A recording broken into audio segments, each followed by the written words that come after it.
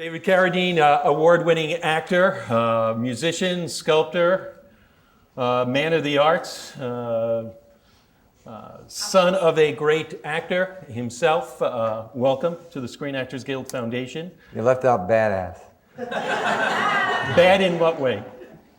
Well, you know, I mean, I not only lived through the 60s, but I actually remember every minute of it. That's a good thing, man. Yeah. We'll get to it.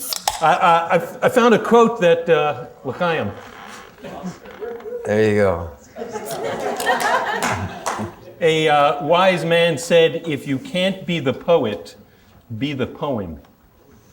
That's something that you once said. God, I said that? Yeah. Really? Well, I actually, I had a buddy, kind of, a friend. Okay, I'm talking to actors here, right? Yes. I got out of the Army and I went to New York because I had already been in Hollywood and nothing ever worked for me. So I thought maybe I'll try it in New York. And I actually did succeed in New York. Took me a year before I actually started working, but then I got a Broadway lead and then another Broadway lead, and it was working pretty good. But in the meantime, I remember the first summer I was out of the Army, and I got myself a really good agent because I had done a production of Hamlet in a shopping mall in New Jersey. And some big-time agent had come there to see some other client, and he came back to my dressing room and he said, I got a hunch about you. And I looked at him and I thought, what is this hunch shit? You know, I mean, I'm great. You know, I don't understand the hunch thing. But anyway, he took me, and so I went to 52 auditions, sometimes 2 or 3 a week.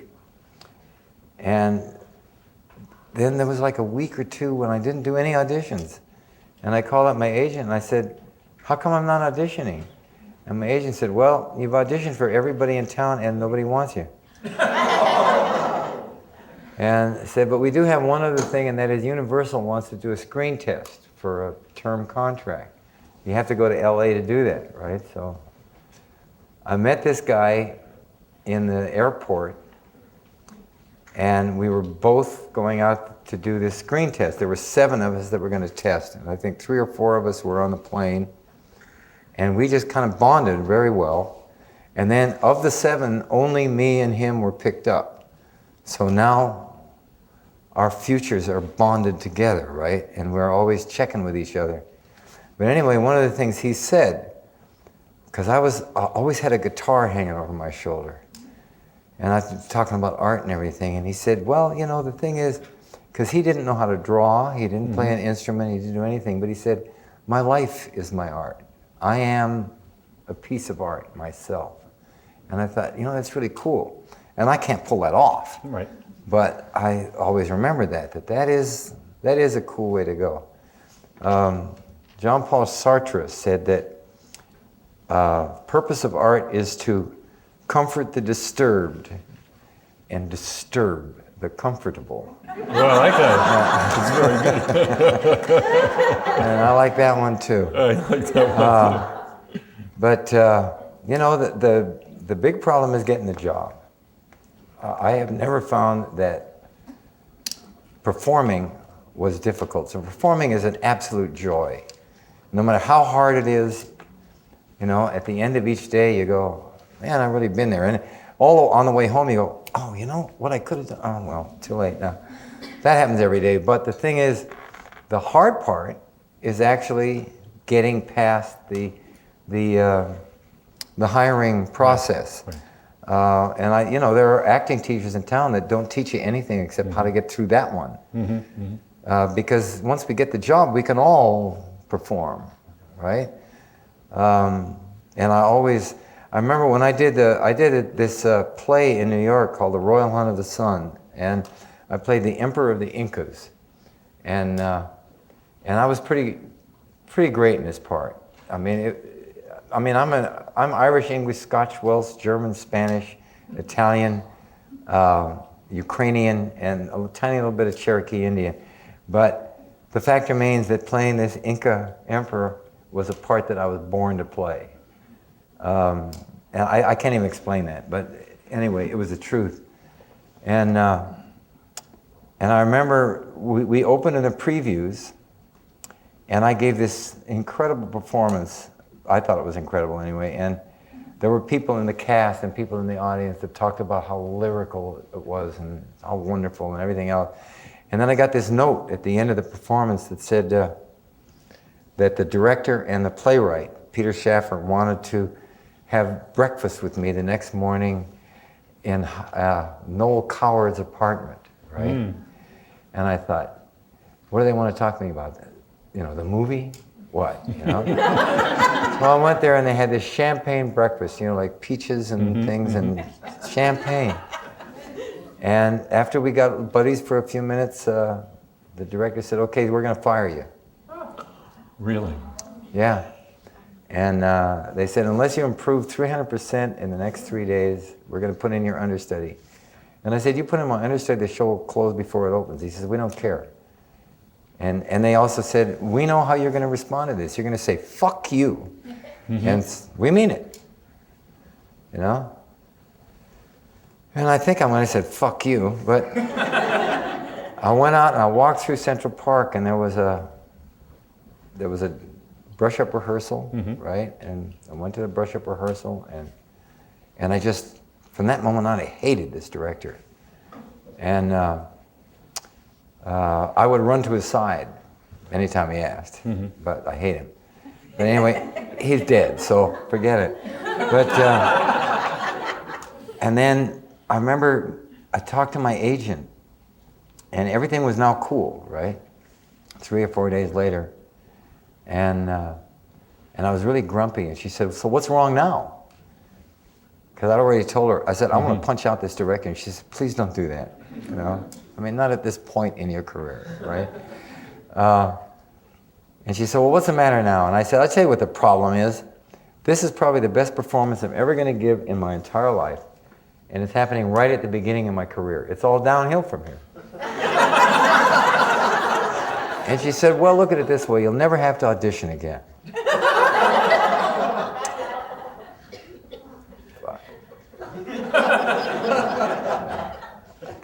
I think I did an audition last week. There's no truth to that one. And I tell you, you know, since then, I remember Peter Shaffer, he got me in a corner at one point and he said, okay, you are, he said that I was the best actor of my generation. Whatever that is. I don't know what my generation is. You know, does it include, I don't know, Paul Newman's too old for it, right? Harrison Ford is too young for it. Somewhere in between there, I'm supposed to be the guy, right? And he said, television will call, but don't go to television. Don't let them get you. Stay here and do the great roles. And I'm telling you, people came by with these scripts with the great roles. I can't tell you how many, none of which ever got made. And so finally, you know, television called and, you know, and I figured, hey, you know, LA's my home anyway, so I came home. I mean, I was offered to play an Indian cop in New York, or a gunfighter that doesn't like to use a gun in California. And I thought, you know, for one thing, I don't really want to play any kind of a cop. That was kind of the way I was then. And the other thing was I thought, this is totally lacking in imagination. Just because I just played the Emperor of the Incas, you know, they're going to cast me as an Indian. And Burt Reynolds got the part. And it lasted for half a season. That was the end of that. And I came out and did Shane, which lasted for half a season, and that was the end of that. But I'm back in California, and I'm riding a horse again, and there's trees. At the first, I could never understand. People said, you shouldn't be living in an apartment here. You should be living in a house. I said, why? You know, I mean, you have your own tree and stuff. And I went, come on, what? But I would not go back to New York to live for anything now, I don't think. I love going there, but the California lifestyle, you know, and I don't mean sitting around the swimming pool with a martini in your hand. I just mean there's so much movement.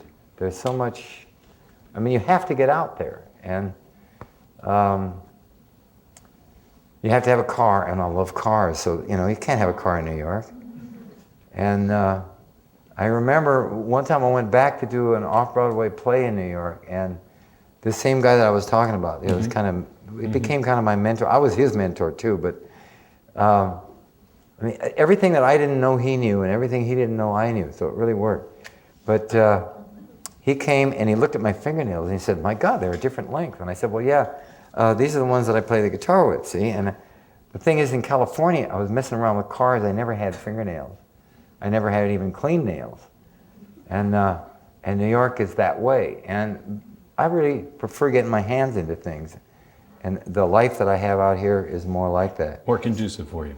Yeah, and I tell you the other thing is that I talk to a lot of people over the years who say, don't you want to go back to the stage? Like the stage is it, right? And I don't know, I mean, I did 11 Shakespearean plays, among other things. And I certainly know what stage is like. And it is a lot of fun parading around in front of 1,000 people a night, right? But I'm telling you, it is the easiest work there is. When you're in rehearsal, you usually start rehearsals at 11 o'clock, and you work until like 4. And you do that for like, say, 6 weeks, and you know the thing backwards and forwards. There's no way you can fail. Then you do 2 weeks of previews, while you're still rehearsing and getting it straight. And by the time you open, there is no way you can screw up. It's impossible. And after that, you start work at 7:30 at night and you're off at 10:30. And that's your day. Unless you got a matinee, I mean, you can sleep until 2 every day. You can act like you were an unemployed person, right? And then you're getting paid, and then you go get your rocks off every night, and it is so easy to do because you got it down. Movies, you essentially really do not get rehearsal. The rehearsal is for the camera, and you get a little bit of that by accident, kind of. And then you've just got to do it. Now you get take 2, you get take 3, you get take 4, whatever. So you do get a chance to get it right. And then it's there forever. And the other thing is that the camera looks straight right through all of your poses and your faces. You can't make faces for the camera. The camera sees right through that, and it hates it when you're making faces at it. Unless you're Shrek or something. But I became obsessed with the techniques of, guys like Brando, James Dean, of course, because, well, I first saw James Dean when I was a high school kid, and I'm looking at Rebel Without a Cause, and me and all my friends are going, that's me. That's us. But these people who were able to apparently not be acting and yet affect you so much, without seeming to move a muscle, without doing anything, they're making you cry and laugh and feel for them, and they're coming out of Shakespearean drama, where you do a lot of this kind of thing, and you have to project, and then you get to movies, and none of this works. And I remember some of the first stuff I did on film, I realized that nothing I knew how to do was going to work, and I figured, okay, I'm not going to do anything then. I'm just not going to do anything, and that apparently works.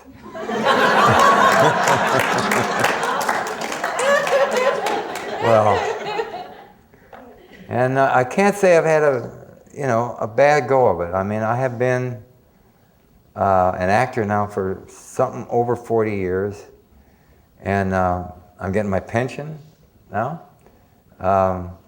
so I don't really have to act. I mean, I have to move to Hawaii and live in a little shack, but that wouldn't be bad. And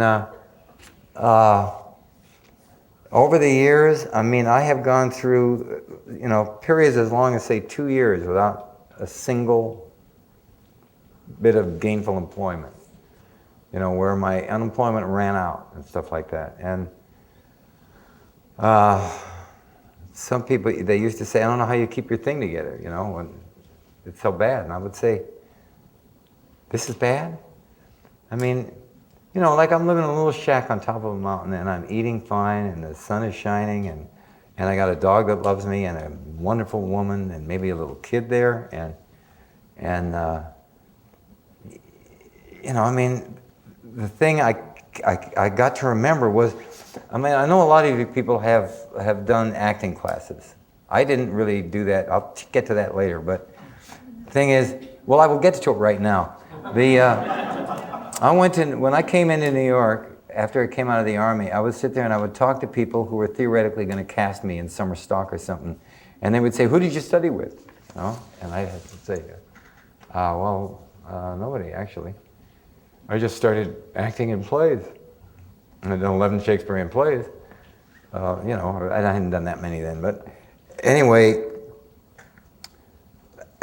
after I'd been a professional actor for 13 years, I had starred on Broadway twice, and I had done, admittedly, unsuccessful television series. But I was sort of famous, and I decided, I think I'll take some acting classes. And at this point, because I was not a student, I was like, you know, totally professional actor and successful. Not at that moment, but, you know, I mean, I've been there. And so I could kind of pick and choose what I'd like to believe about the teachings. And the one thing that got to me, I kept hearing that they talk about moment to moment. You know that one? And I go, what is that? You know? And then finally I got the idea. Oh yeah, I get it. It's moment to moment to moment to moment to moment to moment to moment to moment. Am I getting across here? Yeah. Well, I suddenly realized that that's what we're talking about. Is it's only right now, right? And you don't worry about your next scene. You don't worry about your next line. You don't worry about lunch. You just try to be exactly in this moment and that be the performance. And so you apply that to your own life. And I could sit there and say, okay, I'm $500,000 in debt to the IRS, right? I'm in the middle of a very, very ugly divorce. You know, my car just broke down. Name all of these things you want to do. And then you sit there and you go, but wait a minute, man. I'm sitting in this beautiful place here, man. There's a peach tree that has peaches on it. And I'm playing with my dog, and I'm doing a crossword puzzle, and I'm drinking a couple of really great coffee, and the day is wonderful. And this is actually my life. All the rest of it is something I'm imagining. This is the actual reality I'm living with. And that's how I got through those 2-year periods when I didn't work at all. Is just by understanding that no matter what I'm worried about, and no matter what my fears are, and no matter the fact that I'm saying, you know, I just can't get a fucking job. The fact remains that my daily life is beautiful. And that's the thing I think to concentrate on. You know, and then I do have this ability to, you know, I can go do a piece of sculpture, like he says, you know, or write a song. And I've always got my band, you know, I can go rehearse with my band, and, you know, et cetera, et cetera, et cetera. That's not really good, et cetera, et cetera, et cetera. I mean, I should tell you something, you know, but, anyway, people are always asking me, you know, how do you make it in this business? And, you know, I got to say, I have no idea. Because everything that's happened to me in my life has really been kind of arbitrary. I mean, people say, you should do this, right? And I got to say, well, you know, I can actually only do what I'm offered. You know, that's, you know, and they say, well, you should be careful about, you know, don't turn down a job because it doesn't pay enough when it's a great piece of job. This is what Quentin Tarantino told me after Kill Bill. He said, that's one mistake you don't want to make. And I thought about it, and I thought, you know, I have never ever done that because I'm just waiting for the next job. And somebody comes up with it, and I go, fuck, man, I'm working, great. You know? And, you know, the most that I will do is I will turn down, you know, like the guy who's the scientist that invents these huge spiders and eventually gets eaten by one of them, you know? I mean, that picture I turned down, right? But by and large, it's just, you know, there is a job and I do it. And, you know, I have made 102 feature movies, and about 80 of them were probably on an exploitation level, inside those little movies, though, sometimes there were wonderful moments, wonderful people that I met, wonderful experiences and everything else. They all went straight to video. But still, the work is kind of the same somehow. And if you get into this thing about being in the moment, then how can you be thinking about how the movie is going to be released or whether a lot of people are going to see it? Because the applause, I don't think, is the point. I discovered that when I was starring on Broadway and the curtain call came around, and I thought, everybody was really excited about that. And I went, no, I just want to do this again tomorrow, you know, because it's the actual performance, that's where I get off. I do not get off because, I mean, I like the fact that it's not only me that likes it, but that's not where the joy is at. I figured out real early, because I'm a dancer, right? I was actually trained as a ballet dancer and a tap dancer and modern and all that jazz dancing. And that's how come I found it so easy to do this kung fu stuff. But one of the things I noticed early on was that a tap dancer will go like this, right? But a ballet dancer will be like this. It's as though they don't even know the audience is there. All they're thinking about is their, and I don't want to use this word too much, but art. That's all they're thinking about. And it's up to the audience to like it, but they are not going to try to. And then the other thing I discovered was that the movie camera, it doesn't really like you too much when you're trying to please it. You know? I mean, like the power of some of these great actors is not that they smile for you, but that they won't give you anything. And so you want something more out of them. I remember watching HUD. There was a scene where he's sitting in a pickup truck with Brandon DeWilla, and Brandon DeWilla is talking like a blue streak. And Paul Newman is just sitting there. And all you're doing is staring at Paul Newman, wondering what he's thinking about. And you don't even hear what Brandon is saying. You know? And it's that kind of concentration, which is one of the, I think that might be the first of the 6 lessons of Boleslavsky's book, Acting the First 6 Lessons. I think concentration may be the first lesson. And that's enough to carry you through the whole thing, really. I mean, you don't have to learn the other 5 lessons, and you can probably get away with it. Maybe Jim Carrey couldn't, but... So I don't know what else to tell you, you know. I mean, I'm trying to be funny and happy and everything else. And I'll tell you, I have been, throughout my life as an actor, basically happy. Except maybe when I was on the board. And,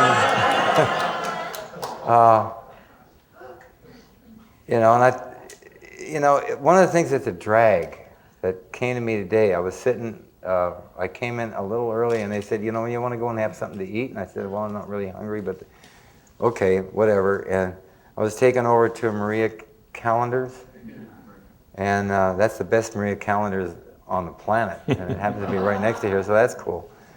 But I'm sitting there, and then people kept coming in, and I said, well, Cody, is it now? And now I said, well, we like to wait a little bit because, people, they got to get there through traffic from their day job. And I went, fuck. We should not have to have a day job. This should be our day job.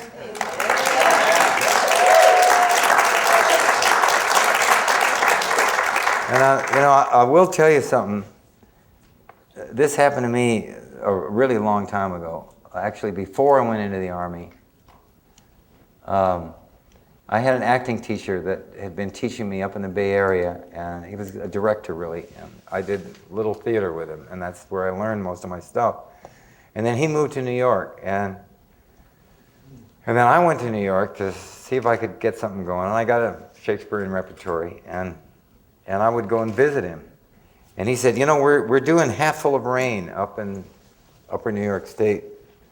And, you want to be in it? And I said, well, I'm an equity member now. And he said, what's that supposed to mean? And I said, well, I'm equity. It's got to be an equity job. And he said, you mean to tell me that you will not act unless you get paid for it? And I said, yeah. And I said, look, what I've done is I've decided that I'm never going to do anything for a living but act from now on. And if I don't get paid for acting, I can't do that. So I have to get paid, right?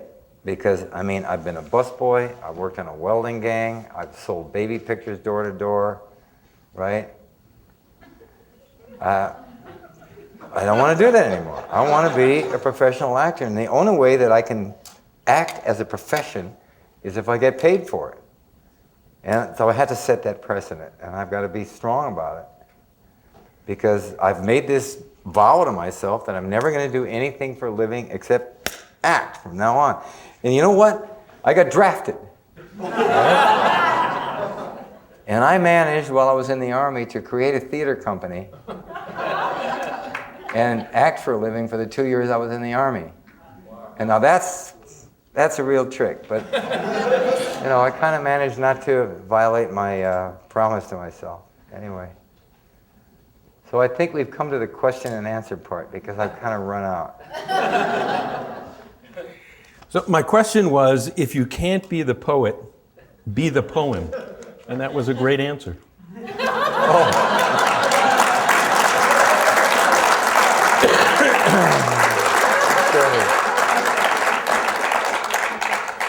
You mentioned when we talked the last time that your dad, John Carradine, his favorite film was Captain Courageous. Yeah.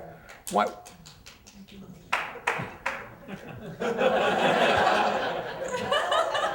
Why was that? Well, I think conventional wisdom would say that Grapes of Wrath was his best performance, for which he really should have gotten a nomination. Mm-hmm. No doubt about it. But I think, I'll tell you the thing about Captain's Courageous, I think. One is my dad was a sailor. He loved boats. And he gets to be a sailor. And he gets to actually be on like a really formidable 110-foot schooner. And the other thing is that he got to actually be kind of a tough guy. Like a regular tough guy. And most of the parts my dad played, he was either a thief, right? Or he was, you know, some kind of villain like that, or he's a Dracula or a mad doctor, but he never got to play like a regular guy who's just like, this is a working guy, you know, that gets fish hooks in his arm and hauls them out and goes, the hell with it, you know. And I think he loved that moment where he actually got to be, you know, just one of the guys. But I think most of it was just because of the shipboard experience, you know, that he liked. The thing that I was talking about, it's the experience. It's not so much the performance, it's what it was like to do it. And, you know, like I had more fun on Kill Bill than I've ever had on a picture, and that's probably why I was pretty good in it, because I was having so much fun. Bound for Glory was the same way. Man, all I was doing was playing the guitar, jumping on and off trains, right? There were a couple of arguments with my wife, but you know, and getting in fights, right? And it's all for fun, and it was just all nothing but fun. Do you recall what it was like growing up in Hollywood back then? Did you get to meet Spencer Tracy or Henry Fonda at that time? Well, I tell you, I might have, but at that time, those guys would have just been some stuffy grown-ups to me. I didn't know who they were. I did not really, when I was a little kid, a little tiny kid, I didn't know my father was an actor. I thought he was a sea captain. Well, he was always wearing those clothes, you know, with the yachting cap and stuff, and it's all he ever talked about. And I figured, you know, that was it. And I think, like, not so much Henry Fonda, and I know he was real close friends with Gary Cooper, but I don't think that he hung out at the house. But people like John Barrymore and Errol Flynn and I think maybe even W.C. Fields. There was a whole little crowd that he was part of that was not part of the other Hollywood crowd. But he would, you know, like he was friends with Gable and all of that, and he always had things to say about these people. But I can remember when I was a little kid, those people were there. I know because my mother told me stories later, right? That, like, John Barrymore was always there. And as far as I was concerned, all I remember is there was this old drunk there. Sure. You know? And none of these guys meant anything to me because, you know, I mean, my heroes were Bob Steele and Roy Rogers, and I didn't really care that much for Gene Autry, but Roy I could really dig. And because that's what I went to see, was the Westerns. There was a theater on Hollywood Boulevard called the Hitching Post. And I would take the red car, which was a trolley that used to run out on Chandler Boulevard. And my grandmother, every Saturday, would go with me into town, and we'd get off at the Cahuenga and Hollywood Boulevard. That was the Hollywood stop. And she'd take me over to the Hitching Post, and you go in through a little turnstile, and you paid $0.25 to get in, and she'd give me another $0.25, which would buy me a mountain of popcorn and stuff, you know. And there was nothing in it but kids. There were no adults, ushers, I guess, but man, we were wild and crazy. And they'd show us 2 Westerns, 4 cartoons, and a serial. And the serial that I remember was a thing called The Black Whip. And this was about, there's this cowgirl, and she's a real nice girl, right? And she has, she's engaged to this guy who's sort of the greenhorn. He's like a townie, not a real cowboy. And when the bad guys come to town and start to give somebody trouble, she goes out in the desert into this cave where she keeps this black stallion, and she gets all dressed up in black with a mask, sort of like Zorro, and gets on this black stallion and comes back to town and whips the bad guys. And I don't know why they were showing this to 6-year-old kids. But I'm grateful. And her, you know, her wimpish fiance, right, is usually tied to a chair somewhere, right? And she's got to save him. Are you sure you're remembering this correctly? How can you forget it? How can you forget it? And it's a serial. There's always this little cliffhanger, you know. And he's engaged to the cowgirl, but he's really got the hots for the Black Whip. Right. And he's trying to get that straight in his head, because he doesn't know they're the same person, right? It's a secret to him. This was pretty cool. And then my grandmother would pick me up, and we'd go to the Tick-Tock tea room and have something there. I think people probably still remember that. I don't know if it's still there on Cahuenga. Is it? This woman, she remembers, yeah. Is it still there? No. No. Nothing is. And then, you know, we could catch the trolley right there when we go back home. But so my heroes were these Western actors more than anybody, right? And these were not the huge stars. You know, these were, you know, what they call programmers, right? Beat pictures. Sure. And I remember Bob Steele. I was crazy about Bob Steele because he was a little guy who could beat up like 4 big, huge. And I was 6 years old, so I'm a little guy, right? I really kind of dug that, right? And the tall ones, you know. I mean, you know, I'm not ready for that. Now, you're a recipient of the Golden Boot Award, which is for acting in Westerns. What did that mean to you, especially as you're saying right now how important Westerns were when you were a young guy? Well, I guess it's important to me. I mean, you know, I go to the Golden Boot Awards very often. I've been a presenter, and I accepted an award once from my dad, who was on a picture and couldn't come. And, you know, you meet all of these people who are dedicated to the Western way, the Western ideal, the Western attitude. You know, they're all horse people and things. And, you know, I'm sort of that. And I kind of dig it. And one of the things that I dig is I got my golden boot while I could still get up and walk around and pick it up. Because some of the golden boots are given out to people that, you know, can hardly make it onto the stage. And I was a presenter the last golden boot.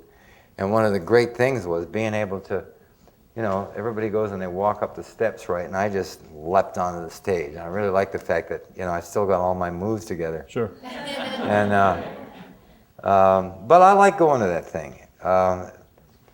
And, you know, I've been advised sometimes, I shouldn't go to it because it's not important and it's outre or something, right? And I said, no, come on, man. And so this last time that I went there, Val Kilmer was one of the speakers or presenters or something, and Tom Selleck was there, and Sidney Poitier, I think, showed up, right? And these people are royalty. There's a new Western channel. Andy Prine is an actor, and Andy's been hosting some. What are you laughing about? He was a character. As Oliver Hardy once said, we won't go into that. Oh, okay. I'll call him and ask him tomorrow. Let's go back to, and then everyone come tomorrow and I'll let you know. It's okay. Andy was a great character, is a great character. Yeah, he's a terrific guy. You went to San Francisco State to study music? That was the idea, yeah. Right. But how did you get pulled into, even though you grew up with a dad who was a well-known actor, were not really acting yet and get pulled into acting? You did Tybalt and Romeo and Juliet there. How'd that come about? Well, Tybalt is something else, but, the music department and the drama department were in the same building. And you just walk down the hall and there are the actors. And I kind of knew the language. Musicians, it's all, talking about amps and things these days, I don't remember what they were talking about then, but whatever it was, it wasn't my language. And I could dig I was really curious about that there actually could be an acting technique people are talking about like this. Because up until that moment, I really thought, well, they don't do anything, right? And then I would go down the hall and just stand there and look at, they'd be doing stuff. They'd be doing exercises or whatever. And the other thing was I discovered, you go to what they call the student union, which is like the cafeteria. There's a table for every major, right? The music table was not interesting to me. The drama table was fascinating. People talk there, and they do comedy and imitations and, stuff like that. And one of the guys that I was always sitting around with like that, I'm standing there looking through an open door because the air conditioning wasn't working or something, And this guy says, hey, you want to be in a play? And I said, I don't know, what would I have to do? And he says, well, why don't you read this script I've written? Right? And it was a takeoff on a short story he'd written, a one-act play. And I read it and I said, okay, I'll do it. And so I started doing this, and it seemed cool. I mean, I must have been horrible. I was, 20 years old, and I'm supposed to be playing an old man, and I had cornstarch in my hair, and wrinkles painted on my face and stuff. But then this same guy said he wanted to go over to Berkeley. They were doing a production of Romeo and Juliet, and he wanted to audition for the part of Mercutio, and he didn't want to go alone, so would I go with him? And I said, yeah, okay. Well, in retrospect, I got to say that a little theater company that is going to do Romeo and Juliet, they know who's going to play Mercutio. They're not going to hire a Mercutio from an open audition. It's one of their guys. It's the best part in the show. So my buddy got Paris. At least he got a part. Paris is the least thankful role in all of Romeo and Juliet, but he got that, right? And I got Tybalt. And had you acted yet before that? well, yeah, I was in summer camp. I did Casey at the Bat, at one of the assemblies, and I did a couple little one-act plays that were written by students throughout school a couple of times. And then by the time I got into high school, or at least when I was a senior in high school, I was really part of that. By that time I was already a dancer, and they do the assemblies, right? And they'd have a special routine for me where I could pick a tune and I'd do a tap dance and sing a song and stuff, and then I was in a play there. But I never took any of that very seriously, and I really never knew what I was going to actually do with my life, I think, until I did Tybalt.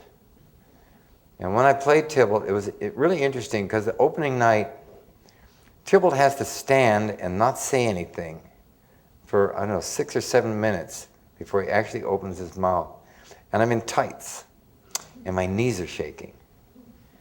And I thought everybody can see my knees shaking because I'm in tights. You know? I might as well be naked. You know, they're like this. You know, and I'm standing like this. You know, everything's shaking. And then finally, it came time for my line, and I said my line, and I stopped shaking.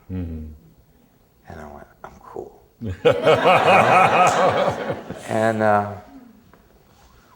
And then it turned out my dad was in the audience. My mother had called him up, and he'd come up from Hollywood and secretly was there watching the show. And it was great getting close to him, and I got closer to him from that moment on, I think. And that was probably an encouragement. Did you guys ever work together? Oh, many times, yeah. In the theater? Well, he saw me in that production of Hamlet. I was playing Laertes in a shopping mall in New Jersey. And that was interesting because, you know, 8 performances a week, that's what you do in the theater, right? We did 6 matinees and 2 evening shows. The total reversal of what you usually do, because it's a mall.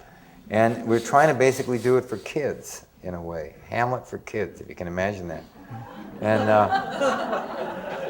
And he came and saw it, and he hated the Hamlet, and he hated the production, and he hated the way I played Laertes, and he decided he was going to teach me how to do it.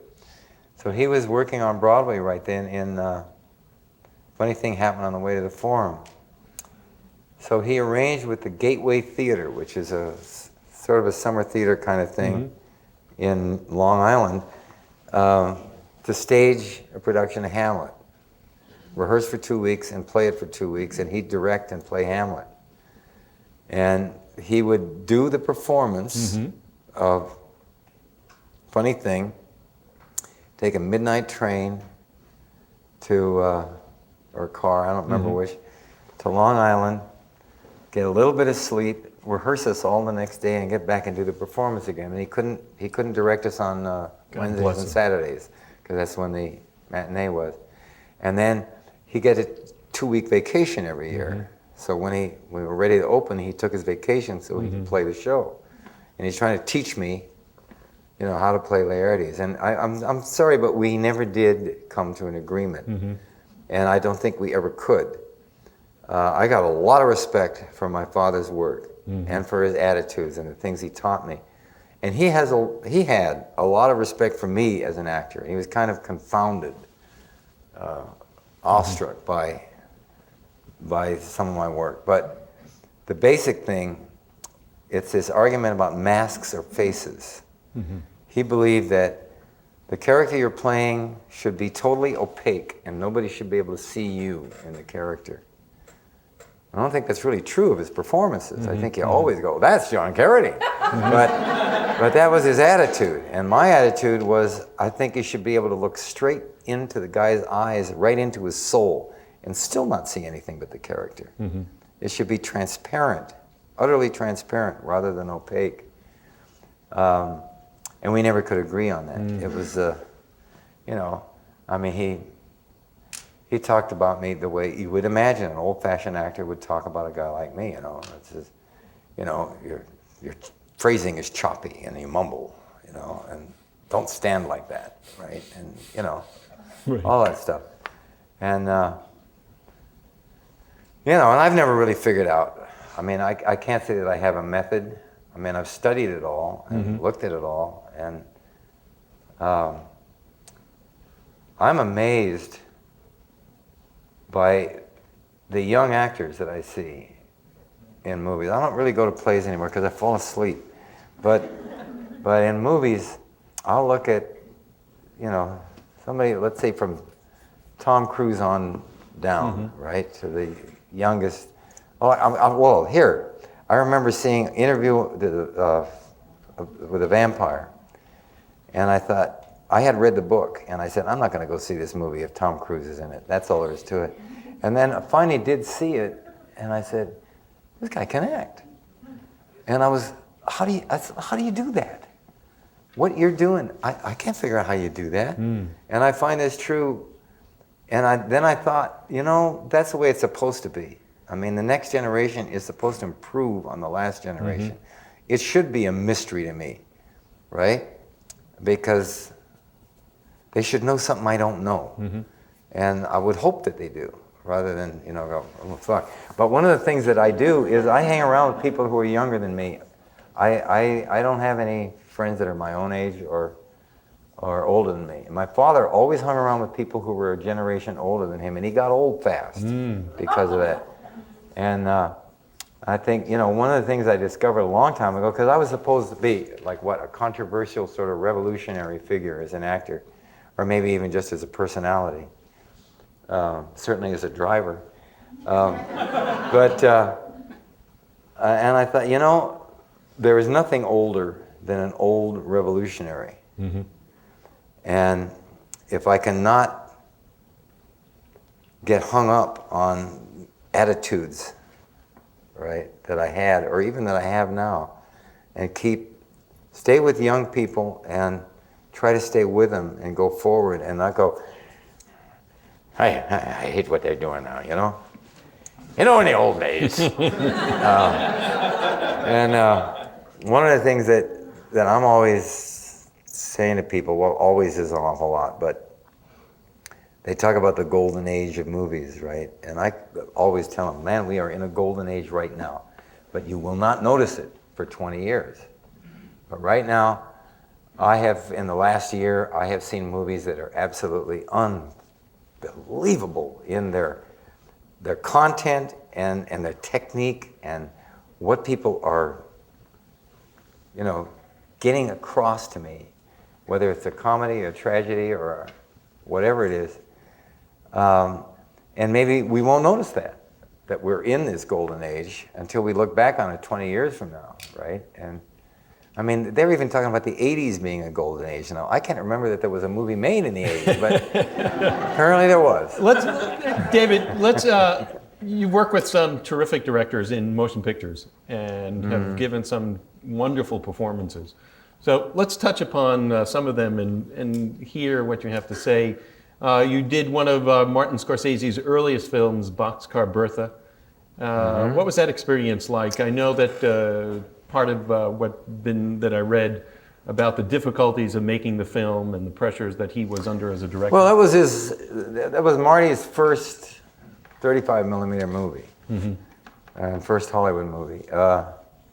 And he was 27 years old, and it was also my first leading role in a movie. There were a lot of difficulties, financial difficulties, administrative difficulties. Roger Corman was theoretically the guy who was making the movie. It was actually a Julie Corman movie. And the budget was too big for Roger to handle, so he brought in Sam Arkoff. And Sam Arkoff was an adversary. So Marty always had a hard time convincing the studio to do what he was. I remember Roger saying to him, look, when you talk to Sam and when you talk to the press, don't say anything about unions and all that. Just talk about train robberies and guns, right? And that'll keep him happy. That's Roger Corman talking, right?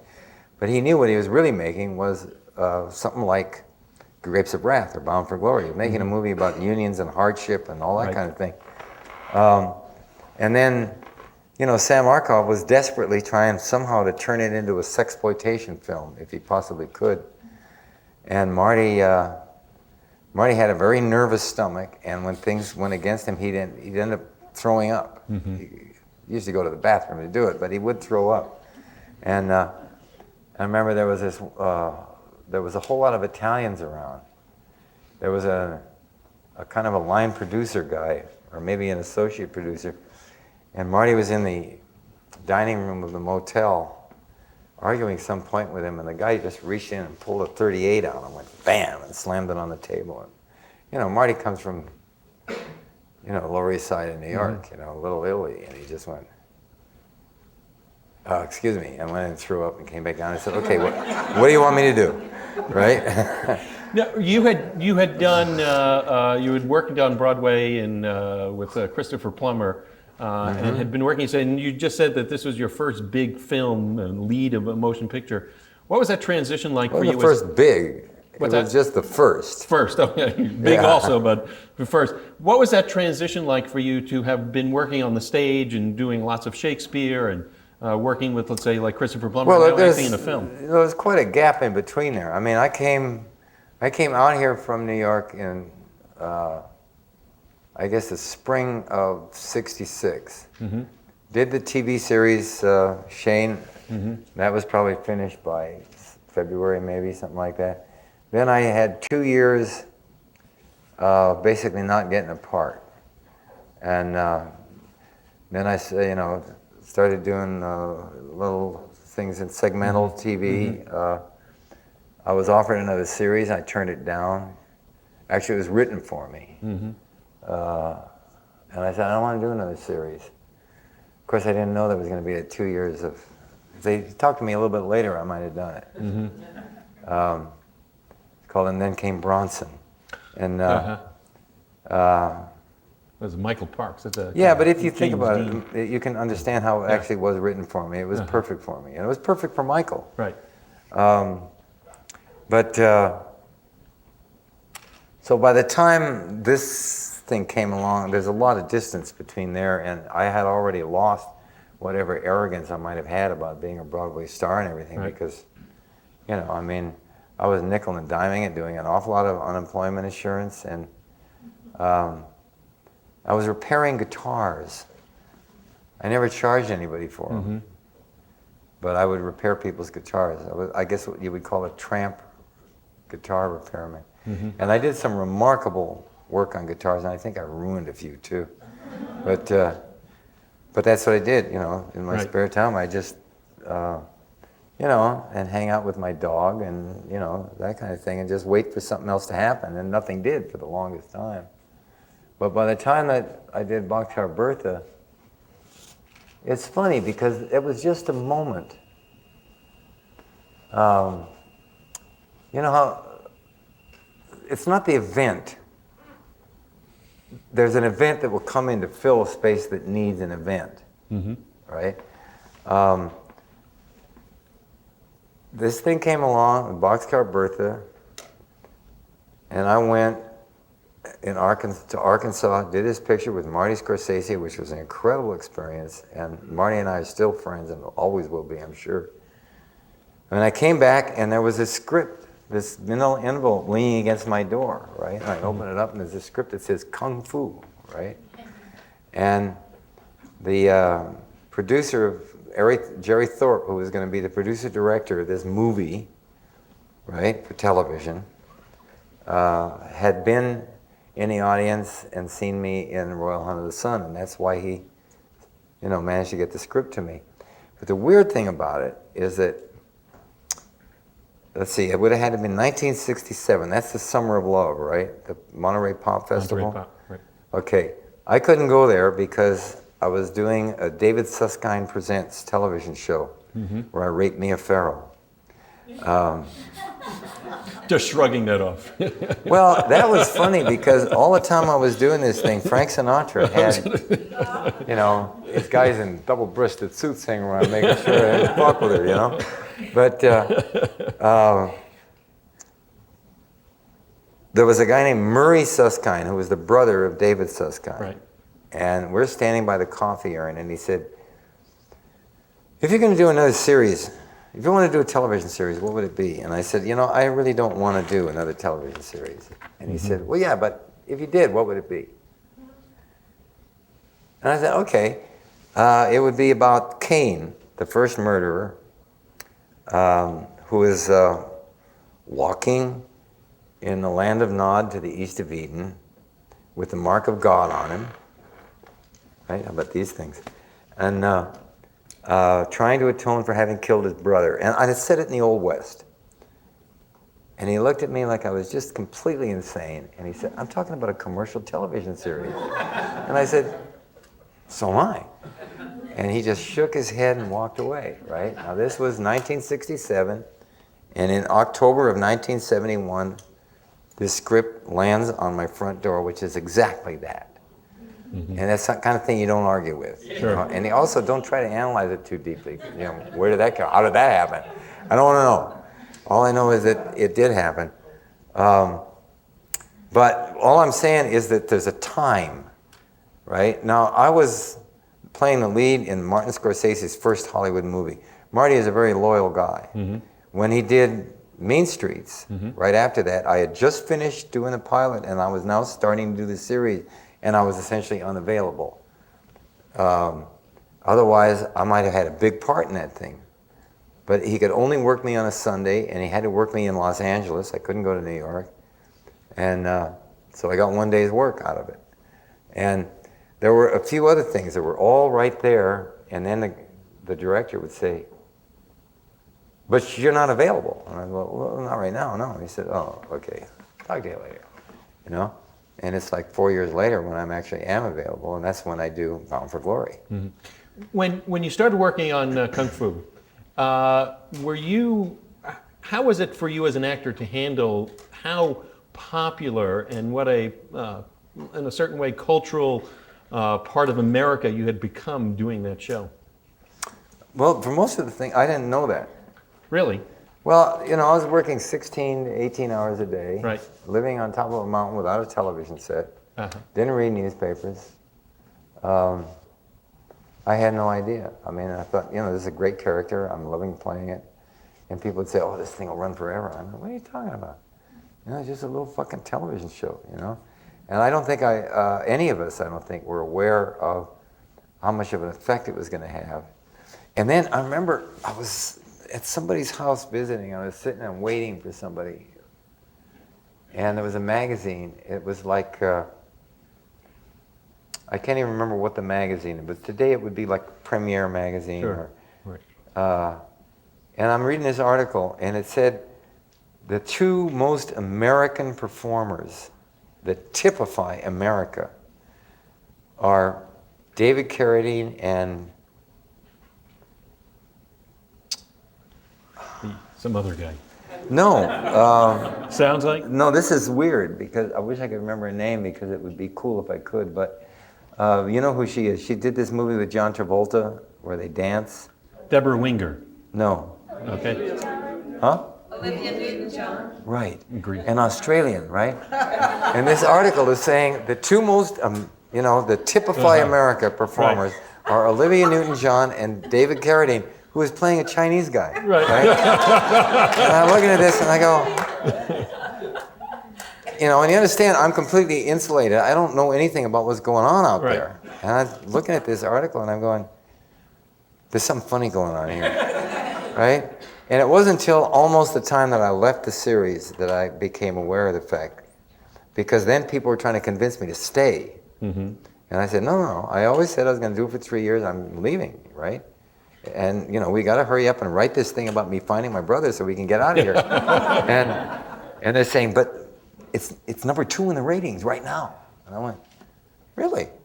What's number 1? You know, All in the Family. Oh. Wow. Boy, that's some opposites, isn't it? And now, had you had practiced martial arts before that? What do you call a martial art? What am I calling martial art? Tai Chi or?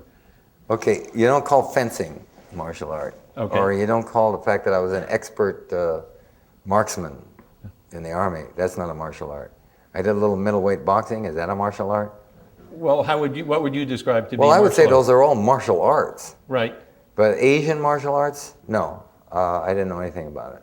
Nothing. But you understand, I had all those other things I'm talking about, and I was a gymnast. I was almost an acrobat, I think, and I've been trained as a ballet dancer and a tap dancer and all that kind of thing. And actually, at the very beginning of Kung Fu, I was basically doing kind of Gene Kelly moves. You know, I mean, dancers can kick. Right. No doubt about that. But very early on, I decided to actually study the art. And I was not required to do that. Nobody expected me to. Listen, the guy who was theoretically my stunt double, he wasn't even a martial artist. You know, he was a cowboy, you know. He knew how to crash cars and jump off buildings and stuff like that.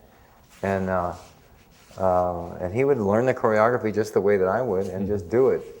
But then I decided to study it, and I actually got Warner Brothers to pay to have the teachers be on the set all day long and in between shots. Instead of going to the dressing room and just hanging out, right? I would work out, you know, and that was pretty cool. And then it turned out I never gave it up, which was a surprise to me. I figured when the series was over, that would be the end of that. Sure. Now, another director that you worked with who I think was one of the great directors, especially during this period in the 70s, is Hal Ashby. And you've mentioned it briefly already about working in Bound for Glory, the Woody Guthrie story.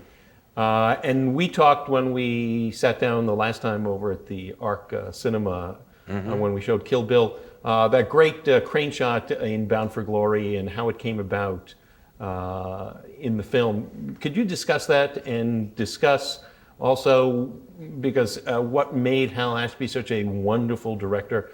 I mean, the performances in his movies are just terrific.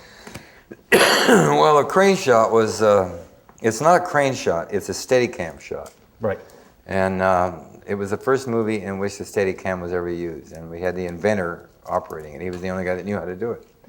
And what they did was, they had the Chapman crane, and they put him on the platform and took him up the full 18 feet. And he started the shot at the top of the crane, and then the crane came down to the ground, and then he stepped off of it and followed me. And I went through this dark tent and out the other side of it. There's no way the crane could do that. This is the first time you could actually do that with sound. You could have done it with a, you know, a little area or something, but with a sound camera, it was impossible up until that moment. And because the sound camera was still this monster, you know, the old Mitchell. And even the Panaflex is, you know, I mean, theoretically you can break that down and use them on your shoulder, but anyway, it would look like somebody walking. You know, the Steadicam doesn't look like that. It looks like a crane. You know what it looked like is a low-flying helicopter shot. And they went through the tent following me and into a crowd and through a crowd, and the crowd disperses and it ends up in a dialogue scene between me and Randy Quaid. And the first take of it, some guy, one of the extras there, came walking up to me and started talking to me, you know, about having seen me, you know, and it said, you remember I was with you on the so-and-so, and he talked to me for like about a minute, and I said, you know, this is a take, right? And they used to play that on television on the blooper channel, you know. But Hal... Let me, before you go there, just quickly, did Hal think of the shot and then find someone to create a camera to make that happen? I don't know that. No. I mean, I was merely the canvas he was writing on. You know, very little of the conceptual things about that did I ever discuss with him. At the most, there'd be a sentence. You know, but I think, you know, a great director does not do much directing. I think that's probably not true of, let's say, Elia Kazan and a couple of other people. But by and large, when a director tries to tell an actor how to act, what he's going to do is box him in. And, you know, I had the experience with Ingmar Bergman. Ingmar would tell you exactly what to do. And he'd be a little strident about it. I mean, you had to remember, okay, this is Ingmar Bergman. I'm not going to punch the guy out, because he'd go, don't do that.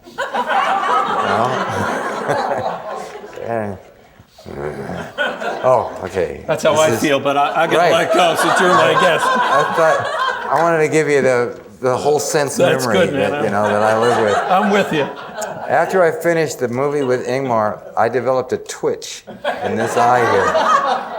And I was thinking, what am I going to do with the next movie I do? You know, I'm not going to be able to stop this twitch. This fucking thing is there. The little thing like that, right? Because he had, you know, he'd gotten into my brain and bent it. You know? But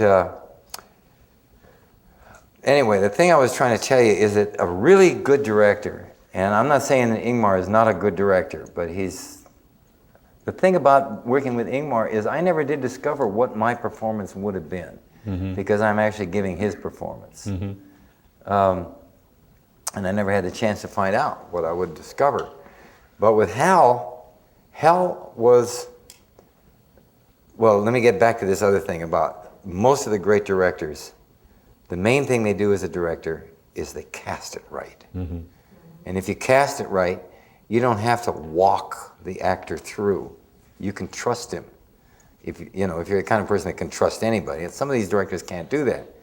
And then, he's got lots of other things to do, the director has, like think up the concept of the Steadicam thing, right? And cast a whole bunch of other people, right? And come to some agreement with the cameraman. And Hal had a lot of trouble with Haskell Wexler. Actually, at one point, he came into my trailer and he said, "I'm thinking of firing Haskell." And I said, "I don't know. I mean, I really don't like the idea of firing people." And he said, "Well, if I don't fire him, I have to let him make the movie his way. I can't just keep him here and like constantly butt heads with him." And I said, "Yeah, I guess so." And so that's what happened. He let Haskell have his way, and Haskell had his way and got his Academy Award. And I don't know, for all I know, Hal Ashby might have been thinking, Haskell got an Academy Award for ruining my movie. But every time I see the movie, I know that it is a great movie, and you can't blame Haskell for it being great. But he was there every minute, trying to make it look his idea of how it should look, which wasn't my idea, and I guess it wasn't Hal's idea. But the thing about Hal that was beyond that, cast it good, and then don't fuck with the actor. No, Hal was so human, and it was like having a mirror. He'd sit beside the camera while you're acting, and I would act straight to him. Right? He's supposed to be talking off camera. I would look straight at Hal, because I got so much from him, so much more than I would get from another actor, right? And he'd be there going,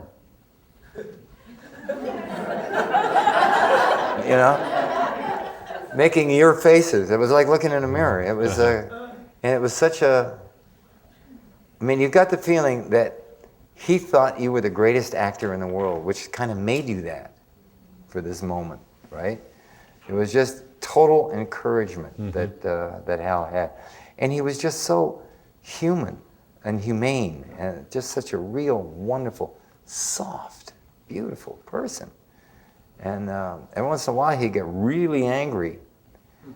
But he'd go like that. He wouldn't get angry at somebody. He'd just go like that and get angry all by himself, and then come back to it, And I think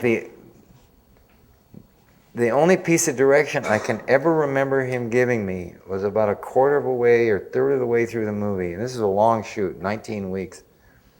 He said, he made me go to dailies every night, right? And I remember when I'm sitting there, and the first couple of times that I went to dailies, and they're like 3.5 hours long, because Haskell had 6 cameras there, and something was going on all the time. And so there was an intermission, right, where everybody has a drink and they get coffee and they go to piss and stuff like that, and then they sit down and see some more. And I got up at a certain point, this is the dark, and there's stuff going on the screen, and I went, and I hear this voice say, "So you giving up, huh?"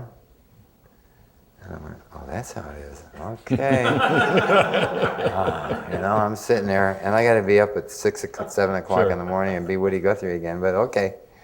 And at one of these sessions, I don't know if it was, I think it was in the intermission part, and he said, "I think maybe you're doing too much." That was the only piece of direction I ever got from him. And the rest of it was all just, like there's a scene in that movie when Woody is helping people out for a quarter. He'll do anything, right? And they bring him in because there's this woman whose throat has closed up and she can't drink water. or eat or anything. And I'm supposed to get her to be able to drink a glass of water. And he did this long close-up of me that is one of the most amazing pieces of acting that I've ever seen anybody do. It's in a very, very long close-up, and it's beautifully photographed of me just trying to talk this lady into drinking water. And somebody like, say, Ingmar Bergman might have just left that close-up intact all the way through, because as this is true in movies a lot, if the close-up runs its entire length, it's awesome. But if you cut it and go back and forth, it just becomes a scene. Right. But the girl who played the part of the girl who couldn't drink water, right? It wasn't that she was so good, well, she was. It was that there was just, your heart went out to her as a person, and this was her chance, you know, and everything. And so Hal actually sort of hurt the movie because he couldn't stand not to give her what she had coming. And that was the heart of the man. That I think that's what makes his movies great, in spite of the fact that that was, you know, some hard-bitten guy with a cigar saying, "Oh, forget about that chick, man. Stay with the money." Right? But that heart is what identifies Hal Ashby's movies, because they don't have that that formatted, you know, we know this is going to work, you know, we'll stick with that, right? You know, everything about the movie was like that. It's a terrific film. You were terrific in that film. You know, Hal and I always wanted to do another movie together, and it just never happened. You also got to work with Walter Hill, who's a great guy. What was that experience like? Well, you know, when I worked with Walter, I decided that when people ask me who my favorite director is, I'm going to have to say Walter Hill now. And then I thought, okay, what I can do is I can say living or dead, because Hal's not with us anymore, right?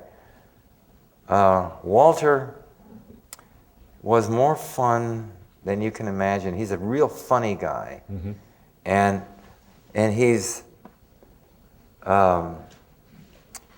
nothing disturbs him. He never gets angry. He knows exactly what he's going to do at every moment, and yet he's ready for the.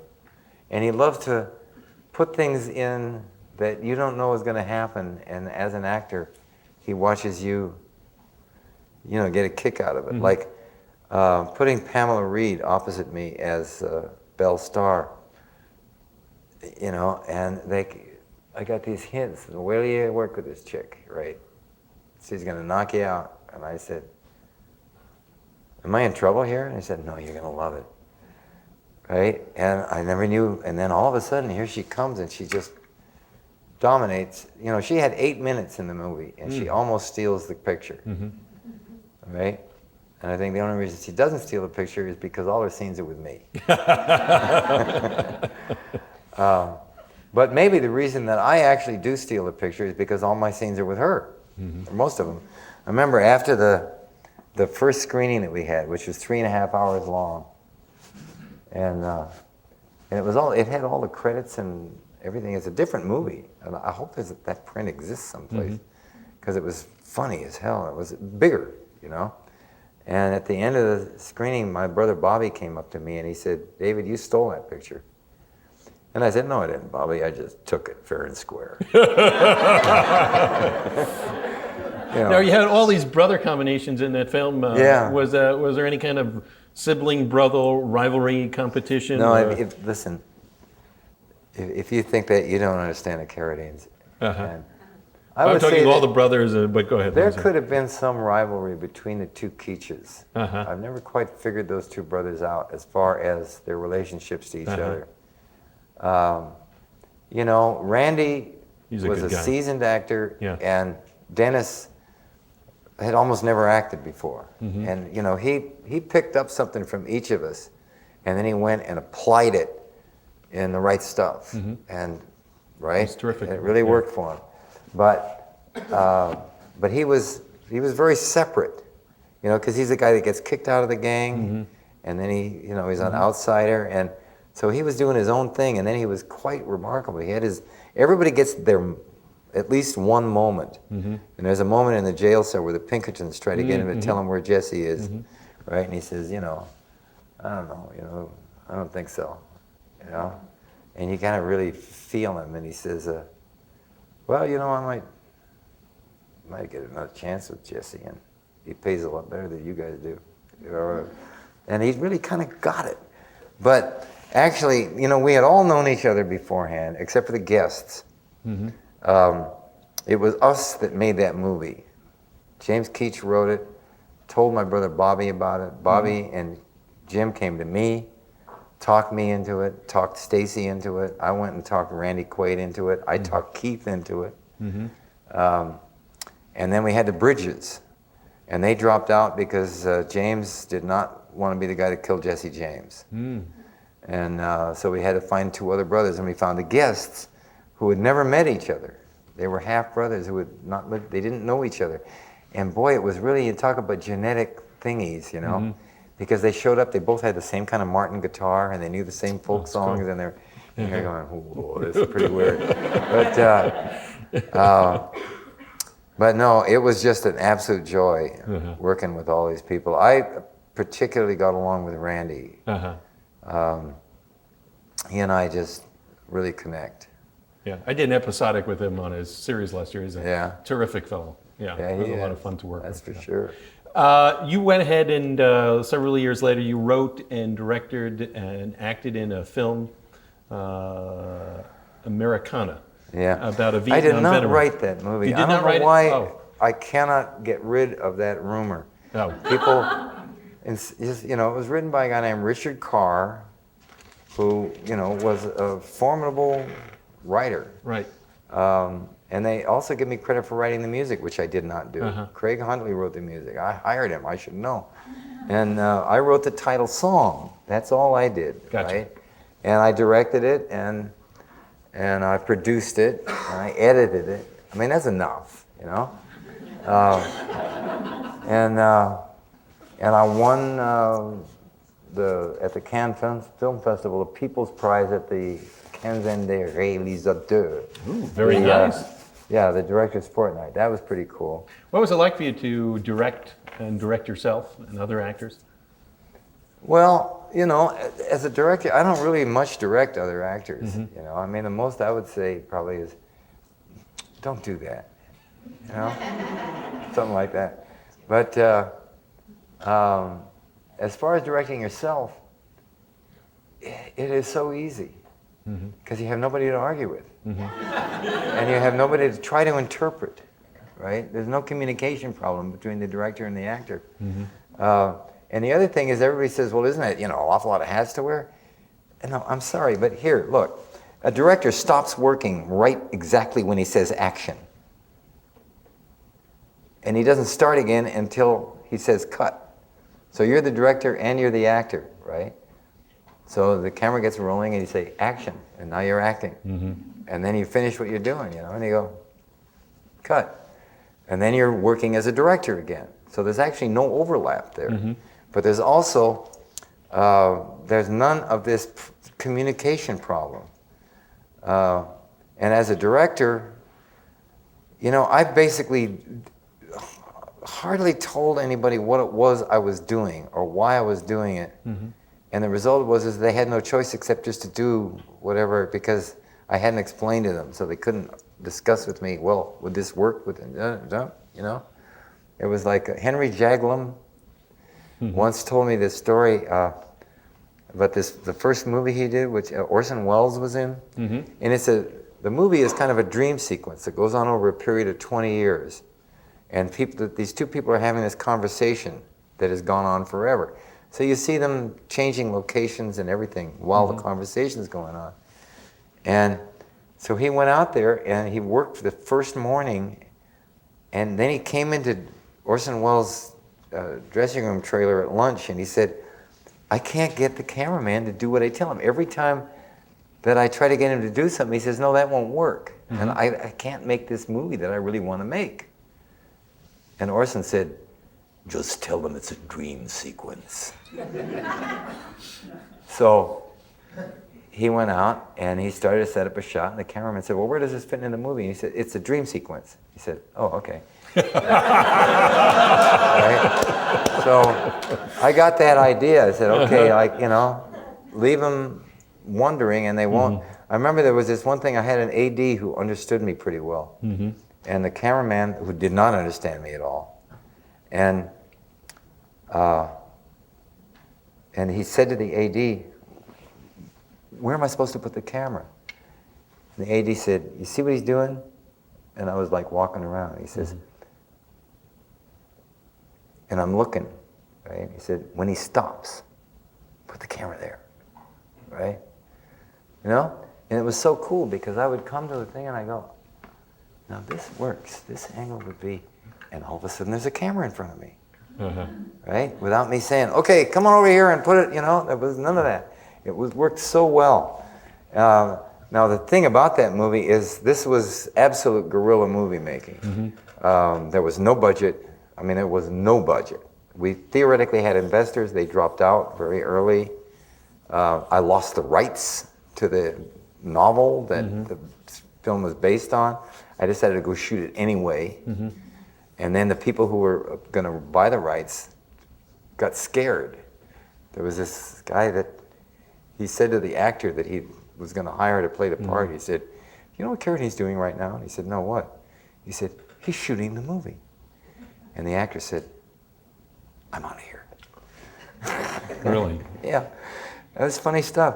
But had you felt hearing the voices of Walter or Bergman or any of Scorsese, any of these directors, as you were directing yourself, feeling like you were able to pick and choose from them, or? Well, I don't know. My AD told me that, he said, every director has a style and you have no style, which is a style. Right.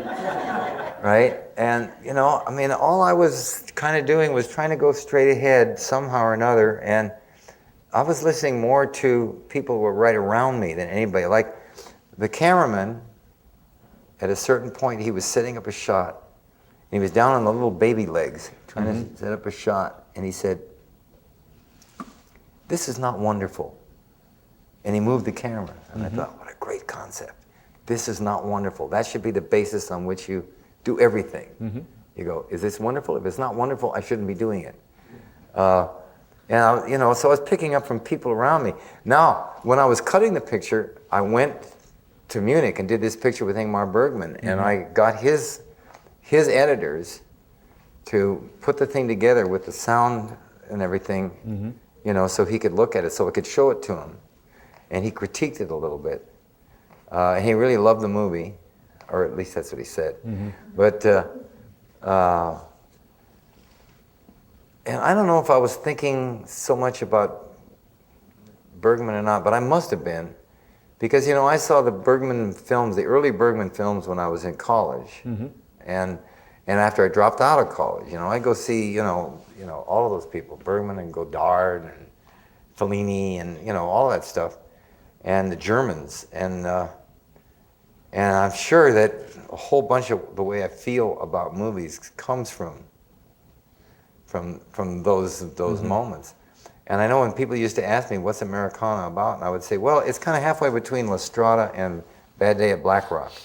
Right? Which it is. And so I think I do think that way, but I don't think that I'm paying attention to that when I'm actually trying to do the work. Sure. And by the way, I wanted to tell you another thing, and that is this word work. I see people like, particularly at the Actors Studio television thing, and they say, the important thing is the work. When you're doing the work. And I go, we're clowns, for Christ's sake, let us have a little proper perspective here, right? The work, right? I am not Pablo Casals, right? I'm not Auguste Rodin. I'm not Ludwig van Beethoven. I'm a clown. I'm a circus clown. And that's cool and everything, but, I just think that we need to be, and I think we'd be happier, and I think movies would be better if we were more realistic about what we do and didn't feel so artsy about it, right? Not as serious. Yeah, I remember once meeting Glenn Close and telling her how wonderful she was in this movie Maxie, where she plays two parts, because she was wonderful in it. And she said, oh, yeah, that's a very amusing movie. Like, she didn't even recognize her best work. If it wasn't, that thing she did with Michelle Pfeiffer and, Les Liaisons Dangereuses. That's it, right? Les Liaisons Dangereuses. That's, that's what she thinks is her best work, right? And she thinks that because it was a light subject, that's not great. Do you notice that the pictures that are the hugest grossers that everybody wants to go see, are rarely even noticed by the critics, and tend not to get Academy Awards. Sure. Most years. Sometimes something like Gladiator, gets in there, but by and large, it doesn't. And I love those pictures too. I mean, I would like to do a picture where, and it's funny because they just did. When I read the script to Kill Bill, I said, okay, so I'm going to do this sword fighting stuff and all this, it's going to be one of those things, And then, in the rewrites and everything, and it turns out that what I actually did was talk, which is what I thought I was going to be doing when I started being an actor. Right. I'm going to actually be talking to people and having an emotional situation, and that's acting. And most of my career, that's not what I've been doing. In the monologues, were they scripted? When did you bring or discuss it with Quentin Tarantino, the text, and did it change? Did you improvise at all? You do not improvise at all on Really? a Quentin Tarantino movie. I know his movies seem to be improvised, but they are written down to the precision of his work is totally not what you would expect at all. I mean, the script is a piece of literature, and it is specified exactly who you are and what you're saying and what you're doing and what it feels like and what it tastes like. It's like a novel. But the dialogue, I knew that I had to have it absolutely, literally, letter perfect. Because it's not to, it's into, right? And the thing is he's already puzzled for a couple of years over whether it's to or into, and he does not need your input about that, right? But That sounds like the definition of is, but... well, yeah. He was talking about the fact there's supposed to be an anime, a cartoon version that's a prequel that tells about the training of Bill from the time he's 12 years old up until the beginning of this movie. Whether or not it'll make it is another thing. I mean, we know what happened with George Lucas, right? He kept promising 9 Star Wars. Fortunately, he's only going to make 6. But, so I said, do I get approval of my anime image? And he said, yeah, if I agree with you. And that's Quentin, for sure. But the monologue, Quentin continues to write right up to the end of the movie. He never stops writing. His mind is so fertile that he can't sit still. And, if you've got like for instance, there's a hiatus of a couple of weeks coming from Beijing back to LA. And there's another hiatus before he goes to Mexico. He's got nothing to do. He's going to write. Right. And he's going to come back with some whole new ideas, and it's going to drive Harvey Weinstein and Lawrence Bender crazy. And but I tell you how the monologue happened, not the whole monologue, but the whole Superman part was we were in this hotel in Beijing, this incredible 6-star hotel, and we're still in pre-production, and we're working out. I'm working out all day. Quentin is actually working out with us because at that time he still thought he was going to play Pai Mei. And he's also doing locations, and they're building sets and all this kind of thing. And one night I get a call in my room. Quentin says, you smoke cigars? And I said, yeah. And he said, well, there's a cigar lounge in this hotel. I said, I didn't know that.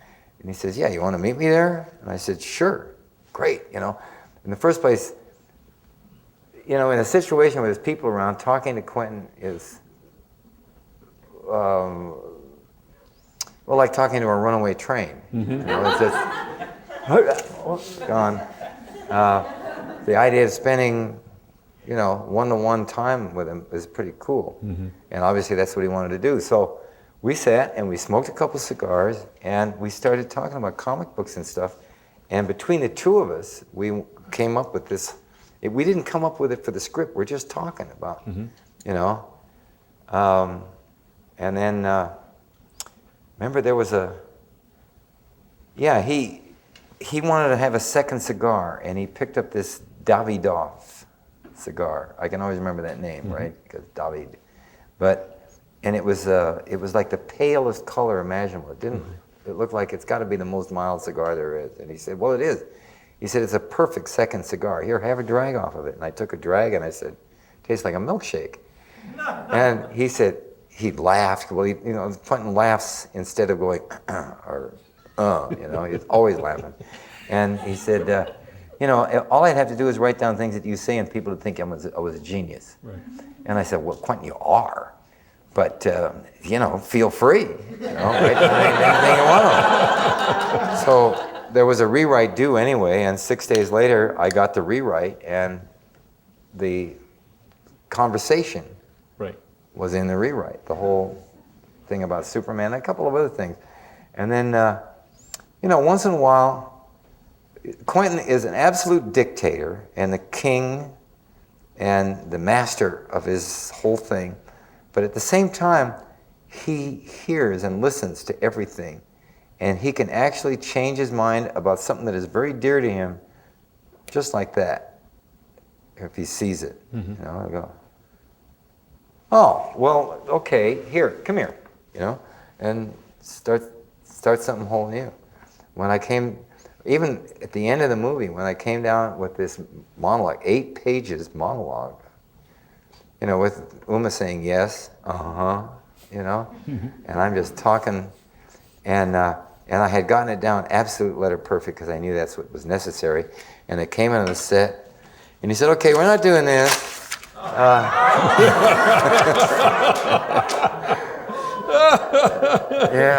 And we started over. And most of the dialogue was still in, but it was in different places, and there was other stuff added, and I just had to kind of pretty much learn it all over again. I'm going to drink a little of this monster. Take a sip, man. Well, why don't we take one of the things that we do in the conversation series, take questions that audience members have written down and want to ask you. So, all right. Dana Todd. Dana? Not here?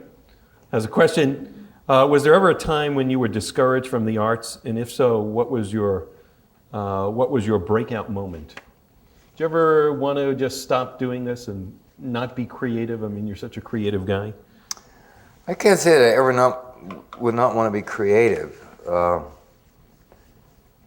because there's so many other things I could do, I mean, like I said, I started out to be a sculptor, and then I was going to write operas, and then, and I still do all that music, and I still paint, and I write, I'm a published author and everything else. But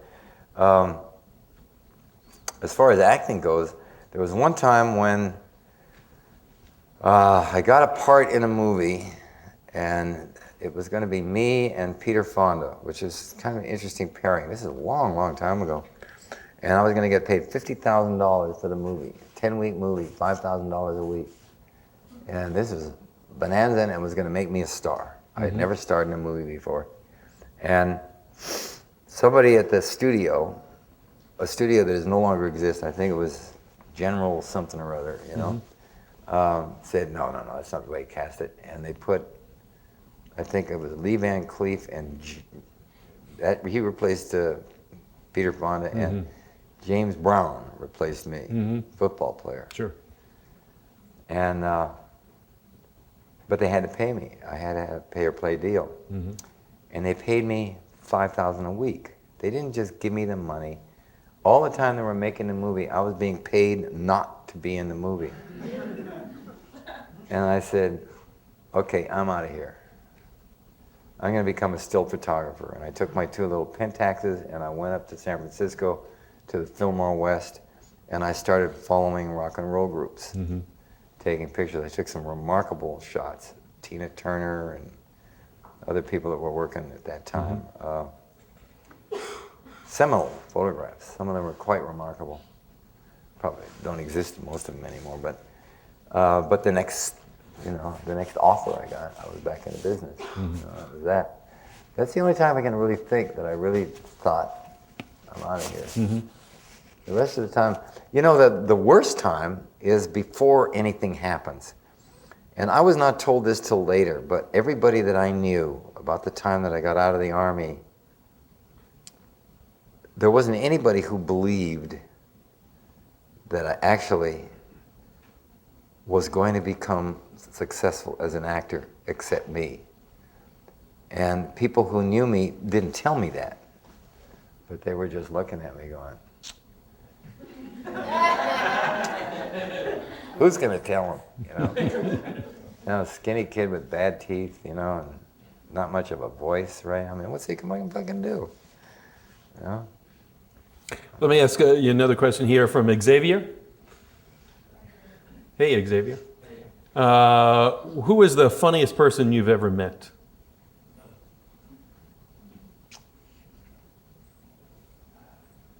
Why do you want to know that? We're going to cover for David who's thinking there. Well, that's tough, man. It came from a stream of consciousness. Gotcha. Okay. Huh. Well, Randy Quaid is pretty funny, but the funniest person I ever met,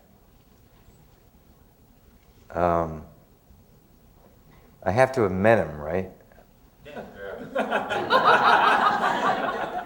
Who would you like to meet? Who you think is funny?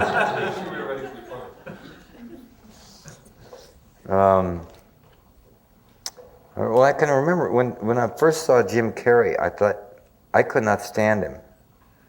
I thought, I wish he'd stop making all his faces, and everybody's laughing all around me.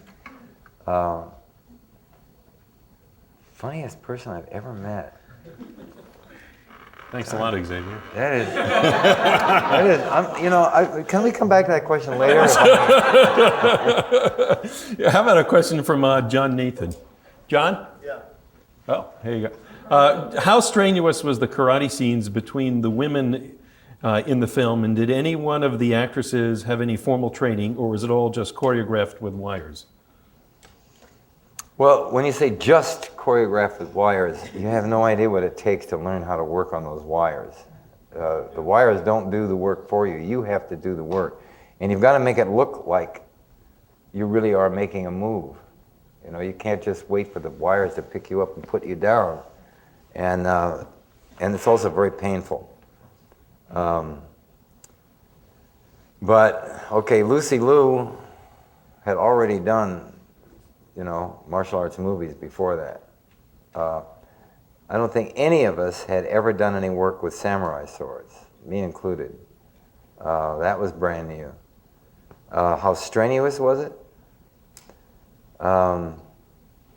Well, we worked out from 9 to 5, 5 days a week for 3 months.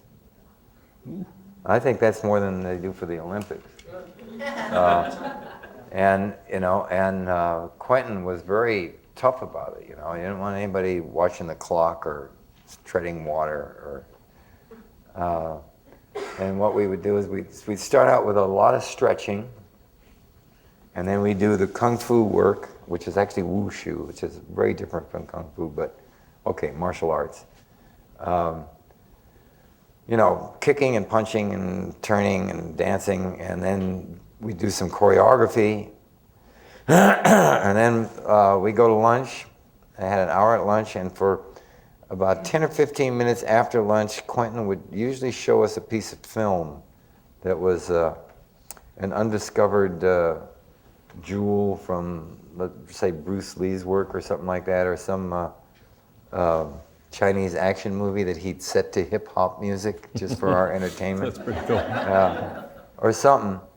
And then after lunch, we would do the samurai work with Sonny Chiba and work on the wires. And on our own time, we would, and this is all day long at any time that people were too busy for it. We each had our own trainer, but the trainer was not always available because it takes 4 people to work the wires. So when the wires are going on, you may not have a trainer. And if you're not doing the samurai stuff because somebody else is doing it, then what are you going to do? So you lift weights, you do those, bicycles that don't go anywhere, and stuff like that. And but you have to keep it up, 9 to 5. And I don't know, the first week, I mean, the thing I remember was riding home in the car, and then when I got home, almost not being able to get out of the car because I was so tied up, like, uh-oh. And the bedroom's upstairs. That was tough. But after about a week, you just start to revel in it, and it just became pure joy. But I tell you what was fun was working out with these 5 beautiful women right beside me. And watching them work. Women have a flexibility that guys just don't naturally have. I mean, they can definitely kick. And the other thing was, people like Vivica A. Fox, at certain times in the month, I would have hated to be the guy who's sparring with her. I mean, she wasn't the hardest worker because it came very naturally to her. The hardest worker was Uma. I have never seen anybody work harder than she did. When we began, she had a 10-week-old baby. She was nursing. She was fat. She was a mother. She was like, no way was she that character. And she just worked so hard. She would not give up on anything until she had it down. And she was just determined that she was going to, be totally lean and mean. And it's funny because when she finally got around to doing the movie, she was just as, as muscular and as lean as she'd been when she was playing Poison Ivy. I really loved her in that part. But there was something else added that had something to do with the baby, I think. There was this womanliness, and it was even prettier and even sexier than she'd been before. Let's get another. Okay, that was a long answer to a short question. Cade Vincent. Hey, Cade. Cade wants to know, Kung Fu brought obvious changes to your life philosophy, way of life, etc. Has any other project touched you in those ways as much?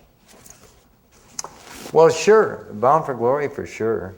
Kill Bill has touched me in a huge way, not because of some content of the film, but because I don't think up until the time that I did this picture did I realize I could get where I got there. And that, it's like there's a whole other world that opened up for me as an actor and also maybe as a, as an example of a successful actor. I mean, this definitely has just thrown me into a different league. It's like I was playing, I had not done a studio picture since 1990. And so this is my first studio picture since, how long is that? That's 14 years. Well, it was 12 years, actually. A little more than 11. I've been on this picture a long time. We started training in April of 2001. Is that really true? And it's just taken me someplace completely different, and I'm really glad to go there. Will Radford. Hey, Will. Will, how has being a musician affected or influenced your approach to acting? Well, I think it must have. But, how has my acting affected me being a musician? I remember I did an album in England a long time ago, and I remember the producer once saying to me, he said, you couldn't sing these songs that way if you weren't an actor. Because you're not just a voice, you're really, you can hear the acting, the emotion in the song. And I think to be a really good singer, you have to be a good actor. And I really think that any good actor can probably, well, okay, we were talking about musicianship though. I don't know, music was always part of me from the time I was a little kid. And I think the two have gone side by side, and I can't really imagine one without the other. And I'm amazed sometimes when I meet somebody who has absolutely no musical ability, but has got the acting thing so much together. Because I don't know how you do it without that. Or without, let's say, artistic ability. I don't know how you can be an actor without being able to, to be a painter, a piano player, a dancer, a singer, everything else. Because even though, when I first started acting, I thought, well, you don't do anything. And it turns out that it's so hard to do it well. It's so hard to do it maybe honestly that it seems to me like, playing the guitar is so easy. All it takes is thousands of hours. That's all it takes. But being an actor is almost impossible. For one thing, the camera is like somebody pointing a gun at you. I remember when I was doing the old series, the Kung Fu series, and I became aware of the fact that I'm always better when I'm doing off camera for somebody else's close-up than I am when I'm on camera. So I thought, what I'm going to do is I'm going to pretend I'm off camera whenever I'm doing my close-up. And I tried that for 6 solid months, for an entire season. And I discovered I can't do it. The moment that they say action, I totally forget that I'm on camera, And I'm stuck with it. And all I'm trying to do is please the camera and trying to remember my words and trying to hit my mark and hoping the director likes his take and the thing. And those are the thoughts that are in my head. And I totally forget the idea that I'm supposed to be off camera here. Because the freedom of not being in front of the camera is so much groovier than the discipline that I have in front of the camera, which is one of the things that I really dug about Quentin, because he got me out of that. What did he do to get you out of it? It's hard to explain. Well, I can tell you like a couple of incidents. One was, we had been doing this sequence that has the monologue in it, right? This whole 20 minutes of the picture here for days and days. And we got all the way through to, every time we're doing it, he's tweaking it a little and he's perfecting it a little. And it's getting, and he's saying, well, don't do that. Oh, okay, now we've got that, now do this. And da-da-dum, and what would be great if you, and da-da-dum. And all of it, and then at a certain point, all of a sudden he says to me, okay, now, let's do one more take, and don't do anything you've ever done before. Now this is after we spent 5 days perfecting it, right? And I don't think I really came across with that. But what I did do was, I discovered, I'm not saying that it worked then, but I'm saying that it worked as a life plan. That I realized that there is that, that possibility for me. Then there was another thing where I came in one day and I said, this is really great. It's like doing a play. I come and I go I get in makeup and wardrobe, and I come and I'm going to do the same show I did yesterday and try to do it better, right?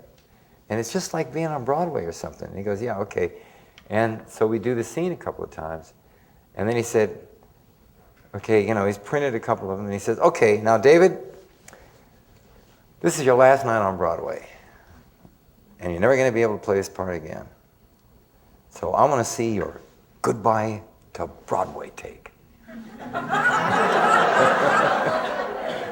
And, that was, you asked about improvisation. See, the actors don't improvise on a Quentin Tarantino movie, but Quentin does. Right? And he's throwing these ways at you and he's always putting something in front of you. I remember when when I started to do this scene that I have with Michael Madsen, right? And Michael is a very active actor. He's shticky, you know. He does all kinds of things all the time. Works his props and makes faces and has big pauses and goes, you know, and laughs. And it does all kinds of things. And I'm watching this happen at the beginning before we've even done a take. And Quentin's standing next to me and he says, don't try to do what he's doing. And I said, are you kidding? I wouldn't dare. I'm not going to move a muscle. And you take a look at the scene and you will see I don't move a muscle, right? Because there's just no way you can compete with that kind of thing, right? And so I'm the great stone face in there, right? And it's, I do get one good line off when he's talking about the Crazy 88, and I said, well, they're not really 88 of them. They just call themselves the Crazy 88. And he says, why? And he goes, why? You know? I say, I don't know, I guess they thought it sounded cool. And somehow or another, there's so many people come up to me saying that's their favorite line in the movie, right? Because I guess I sound cool. I don't know. Well, David, you are a cool guy, and a great storyteller. And on behalf of all of us here, I want to thank you for sharing your artistry and your experience to us at the foundation. You know, I wish I could have been more helpful and maybe serious or something. No, you were terrific, man. But I just want to tell you that I'm honored to have this chance. Great job.